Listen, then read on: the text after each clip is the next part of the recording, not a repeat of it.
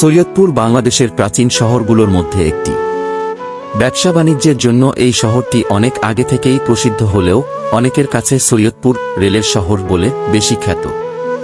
দেশের বৃহত্তম রেলওয়ে কারখানা রেলওয়ে ওয়ার্কশপ এখানে অবস্থিত।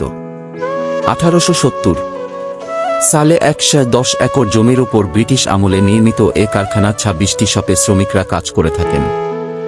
নাটবল্টু থেকে শুরু করে রেলওয়ের ব্রডগেজ ও মিটারগেজ লাইনের বগি মেরামত সহ সব কাজ করা হয়। পলিটেকনিক ও কারিগরি শিক্ষার্থী ছাড়াও বিভিন্ন প্রতিষ্ঠানের ছাত্রছাত্রীরা শিক্ষা সফর বা পরিদর্শন করে বাস্তব জ্ঞান অর্জন করেন। এ কারখানার প্রধান হলেন বিভাগীয় তত্ত্বাবধায়ক ডিএস জাকির মোস্তফা। তারই অফিসের সামনে সবুজ চত্বরে রাখা আছে ব্রিটিশ আমলের ন্যারোগেজ ইঞ্জিন। 72 সালে সর্বশেষ ইঞ্জিনটি চলত বাগেরহাট রূপসা সেকশনে। 1901 সালে ইংল্যান্ডের ভলকান কোম্পানির তৈরি এই ইঞ্জিনটি সহ এ ধরনের 3টি ইঞ্জিনের ঠাঁই হয়েছে এখন সৈয়দপুর রেলওয়ে কারখানার লোকো ট্রান্সপোর্ট মিউজিয়ামে। কালের সাক্ষী হয়ে রয়েছে এই ইঞ্জিনগুলো।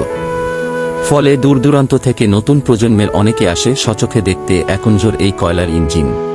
কোচ নম্বর 1265 পরিচিত প্রেসিডেন্ট সেলুন কোচ নামে। এই সেলুনের কল্যাণ গালিচার মোড়ানো কাঠের 6টি কামরা। চমৎকার রং আর বৈচিত্র্যপূর্ণ নকশা সেই কাঠ জুড়ে।